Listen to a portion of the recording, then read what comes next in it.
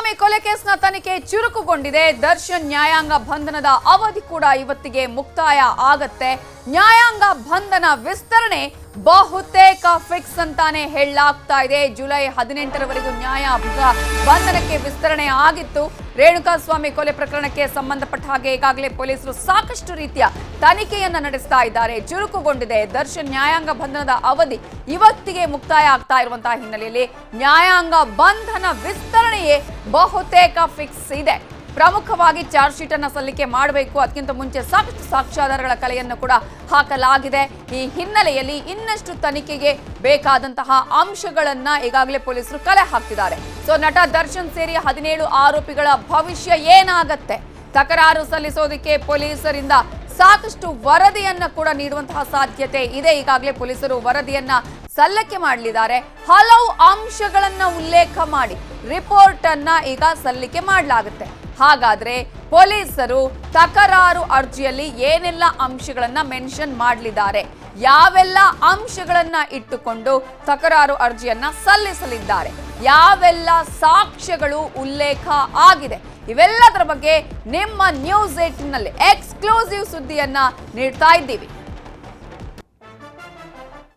ರೇಣುಕಾಸ್ವಾಮಿ ಕೊಲೆ ಪ್ರಕರಣಕ್ಕೆ ಸಂಬಂಧಪಟ್ಟ ಹಾಗೆ ಈಗಾಗಲೇ ಈ ಪ್ರಕರಣದ ತನಿಖೆ ಚುರುಕುಗೊಂಡಿದೆ. ತನಿಖೆಯ ಹಂತದಲ್ಲಿ ಇರೋದ್ರಿಂದ ಎಲ್ಲ ಸಾಕ್ಷ್ಯಗಳಲ್ಲೂ ದರ್ಶನ್ ಪಾತ್ರಕ್ಕೆ ಸಾಕ್ಷ್ಯ ಸಿಕ್ಕಿರುವಂತಹ ಚಾನ್ಸಸ್ ಕೂಡ ಇದೆ. ಸಾಕ್ಷ್ಯ ಇರುವಂತಹ ಸಾಧ್ಯತೆಗಳು ಕೂಡ ಇದೆ. ಸಾಕ್ಷಿಗಳ ಮೇಲೆ ದರ್ಶನ್ ಪ್ರಭಾವ ಇರೋದ್ರಿಂದ, ನಟ ಆಗಿರೋದ್ರಿಂದ ಸಾಕಷ್ಟು ಪ್ರಭಾವ ಬೀರುವ ಸಾಧ್ಯತೆ ಇಲ್ಲಿ. ಹಾಗಾಗಿ ಈ ಪ್ರಕರಣದಲ್ಲಿ ಯಾವುದೇ ಕಾರಣಕ್ಕೂ ಜಾಮೀನನ್ನ ಕೊಡಬಾರ್ದು. ಆದರೆ ಇಲ್ಲಿವರೆಗೂ ಕೂಡ ಜಾಮೀನು ಅರ್ಜಿಯನ್ನ ಸಲ್ಲಿಕೆ ಮಾಡಿಲ್ಲ. ಶೀಘ್ರವೇ ಚಾರ್ಜ್ ಶೀಟ್ ಅನ್ನ ಸಲ್ಲಿಕೆ ಮಾಡ್ತೇವೆ. ಎಲ್ಲ ಆರೋಪಗಳಿಗೂ ದಾಖಲೆ ಸಲ್ಲಿಕೆಯಾಗತ್ತೆ. ದರ್ಶನ್ ನ್ಯಾಯಾಂಗ ಬಂಧನ ವಿಸ್ತರಣೆಗೆ ಕೂಡ ಈ ಸಂದರ್ಭದಲ್ಲಿ ಮನವಿಯನ್ನ ಸಲ್ಲಿಸುವಂತಹ ಸಾಧ್ಯತೆ ಇದೆ. ಚಾರ್ಜ್ ಶೀಟ್ ಸಲ್ಲಿಕೆ ಆಗುವವರೆಗೂ ಕೂಡ ದರ್ಶನ್ ಪರ ವಕೀಲರು ಕಾಯುವಂತಹ ಸಾಧ್ಯತೆ ಇದೆ.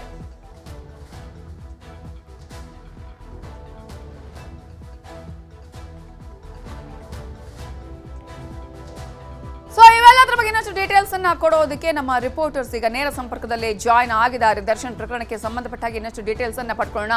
ಇದರ ಬಗ್ಗೆ ಡೀಟೇಲ್ಸ್ ಕೊಡೋದಕ್ಕೆ ನಮ್ಮ ರಿಪೋರ್ಟರ್ ಮಂಜುನಾಥ್ ಆರ್ಯ ಹಾಗೆಯೇ ಮುನಿರಾಜ್ ನೇರ ಸಂಪರ್ಕದಲ್ಲಿ ಜಾಯ್ನ್ ಆಗಿದ್ದಾರೆ. ಏನ್ ಆಗುತ್ತೆ, ಯಾವ ರೀತಿಯಾಗಿ ಈ ಒಂದು ಪ್ರಕರಣದಲ್ಲಿ ಚಾರ್ಜ್ ಶೀಟ್ ಸಲ್ಲಿಕೆ ಆಗುವವರೆಗೂ ಕೂಡ ಬೇಲ್ ಸಿಗಲ್ವಾ? ಇದರ ಬಗ್ಗೆ ಡೀಟೇಲ್ಸ್ ಅನ್ನ ಪಡ್ಕೊಳ್ಳೋಣ. ಮುನಿರಾಜು, ಈಗಾಗಲೇ ನ್ಯಾಯಾಂಗ ಬಂಧನದ ಅವಧಿ ಇವತ್ತಿಗೆ ಮುಕ್ತಾಯ ಆಗ್ತಾ ಇರುವಂತಹ ಹಿನ್ನೆಲೆಯಲ್ಲಿ ವಿಸ್ತರಣೆ ಆಗುವ ಸಾಧ್ಯತೆಯನ್ನೇ ಬಹಳಷ್ಟು ಕಾಣಿಸ್ತಾ ಇದೆ. ಹಾಗಾಗಿ ವಿಸ್ತರಣೆಗೆ ಯಾವೆಲ್ಲ ಅಂಶಗಳನ್ನ ಉಲ್ಲೇಖ ಮಾಡುವ ಸಾಧ್ಯತೆ ಇದೆ ಪೊಲೀಸರು ಈ ಪ್ರಕರಣದಲ್ಲಿ, ಇನ್ನೂ ಕೂಡ ಇಲ್ಲಿ ಚಾರ್ಜ್ ಶೀಟ್ ಸಲ್ಲಿಕೆ ಆಗದ ಹಿನ್ನೆಲೆಯಲ್ಲಿ?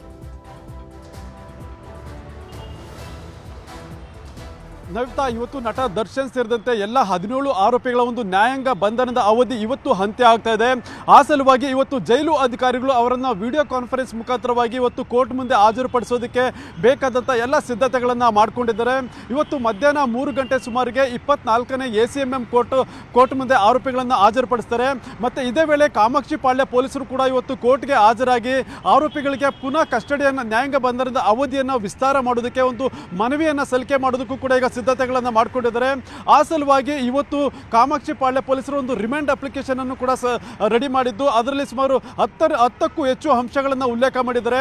ಏನು ಆರೋಪಿಗಳು ಈ ಒಂದು ಕೃತ್ಯದಲ್ಲಿ ಯಾವ ರೀತಿ ಭಾಗಿಯಾಗಿದ್ದಾರೆ ಮತ್ತು ಅವರ ಮೇಲೆ ಇರುವಂಥ ಒಂದು ಆರೋಪಗಳೇನು, ಈಗ ಅವರ ವಿರುದ್ಧ ಏನೆಲ್ಲ ಒಂದು ಸಾಕ್ಷಿಗಳನ್ನು ಕಲೆಕ್ಟ್ ಮಾಡಿದ್ದಾರೆ, ಈ ಎಲ್ಲ ಅಂಶಗಳನ್ನು ಡೀಟೇಲ್ ಆಗಿ ಉಲ್ಲೇಖ ಮಾಡಿ ಒಂದು ರಿಮಾಂಡ್ ಅಪ್ಲಿಕೇಶನ್ ಅನ್ನು ತಯಾರಿ ಮಾಡಿಕೊಂಡಿದ್ದಾರೆ. ಅದರಲ್ಲಿ ಪ್ರಮುಖವಾಗಿ ಆರೋಪಿಗಳು ತುಂಬ ಪ್ರಭಾವಿಯಾಗಿದ್ದಾರೆ ಮತ್ತು ದೊಡ್ಡ ಅಭಿಮಾನಿ ಬಳಗವನ್ನು ಕೂಡ ಹೊಂದಿದ್ದಾರೆ. ಮತ್ತು ಕೊಲೆ ನಡೆದ ಸಂದರ್ಭದಲ್ಲಿ ಆರೋಪಿಗಳು ಒಂದು ಸಾಕ್ಷಿಯನ್ನು ನಾಶ ಮಾಡೋದಕ್ಕೂ ಕೂಡ ಪ್ರಯತ್ನ ಪಟ್ಟಿದ್ರು. ಮತ್ತು ಇದೇ ವೇಳೆ ಏನು ಸುಮಾರು 17 ಮಂದಿ ಆರೋಪಿಗಳಿರೋದ್ರಿಂದ ಎಲ್ಲರ ಒಂದು ಹೇಳಿಕೆ ಆಗಿದೆ ಮತ್ತು ಮಹಜರಾಗಿದೆ. ಇವರ ವಿರುದ್ಧ ಇನ್ನಷ್ಟು ಸಾಕ್ಷಿಗಳನ್ನು ಕೂಡ ನಾವು ಸಂಗ್ರಹ ಮಾಡಬೇಕಾಗಿದೆ ಮತ್ತು ಕೆಲವು ಸಾಕ್ಷಿಗಳ ಒಂದು ಹೇಳಿಕೆಯನ್ನು ಕೂಡ ದಾಖಲಿಸುವಂಥ ಸಾಧ್ಯತೆ ಇದೆ. ಮತ್ತು ಇದೇ ವೇಳೆ ಏನು ಆರೋಪಿಗಳ ಒಂದು ಕೃತ್ಯದಕ್ಕೆ ಸಂಬಂಧಪಟ್ಟಂತೆ ಈಗಾಗಲೇ CCTV ಫುಟೇಜನ್ನು ಕಲೆಕ್ಟ್ ಮಾಡಿದ್ದಾರೆ. ಅವುಗಳ ಒಂದು ಅವುಗಳನ್ನು FSLಗೆ ರವಾನೆ ಮಾಡಿದ್ದು, ಅವುಗಳ ಒಂದು ವರದಿ ಕೂಡ ಬರಬೇಕಾಗಿದೆ. ಮತ್ತು ಆರೋಪಿಗಳ ಒಂದು ಮೊಬೈಲನ್ನು ರಿಟ್ರೀವ್ ಮಾಡೋ ಸಲುವಾಗಿ ಅವುಗಳನ್ನು ಕೂಡ ಈಗ ಟೆಕ್ನಿಕಲ್ ಸೆಲ್ ಮತ್ತು FSLಗೆ ರವಾನೆ ಮಾಡಲಾಗಿತ್ತು. ಆ ಒಂದು ರಿಪೋರ್ಟನ್ನು ಕೂಡ ಬಂದ ನಂತರ ಅದನ್ನು ಪರಿಶೀಲನೆ ಮಾಡಬೇಕಾಗುತ್ತೆ. ಈ ರೀತಿಯಾಗಿ ಸುಮಾರು 10ಕ್ಕೂ ಹೆಚ್ಚು ಅಂಶಗಳನ್ನು ಪೊಲೀಸರು ಉಲ್ಲೇಖ ಮಾಡಿ ಆರೋಪಿಗಳಿಗೆ ಯಾವುದೇ ಕಾರಣಕ್ಕೂ ಜಾಮೀನಾಗಲಿ ಅಥವಾ ರಿಲ್ಯಾಕ್ಸ್ ಕೊಡಬಾರ್ದು ಅಂತೇಳಿ ಅವರನ್ನು ಪುನಃ ನ್ಯಾಯಾಂಗ ಬಂಧನದ ಒಂದು ಅವಧಿಗೆ ವಿಸ್ತಾರ ಮಾಡಬೇಕು ಅಂತೇಳಿ ಒಂದು ಮನವಿಯನ್ನು ಮಾಡೋದಕ್ಕೆ ಈಗ ಕಾಮಾಕ್ಷಿ ಪಾಳ್ಯ ಪೊಲೀಸರು ಸಿದ್ಧತೆಯನ್ನು ಮಾಡಿಕೊಂಡಿದ್ದಾರೆ. ಏನು ಇವತ್ತು ನಟ ದರ್ಶನ್, ಪವಿತ್ರ ಗೌಡ ಸೇರಿದಂತೆ ಎಲ್ಲ 17 ಆರೋಪಿಗಳನ್ನು ಇವತ್ತು ಮಧ್ಯಾಹ್ನ ಹಾಜರುಪಡಿಸ್ತಾರೆ.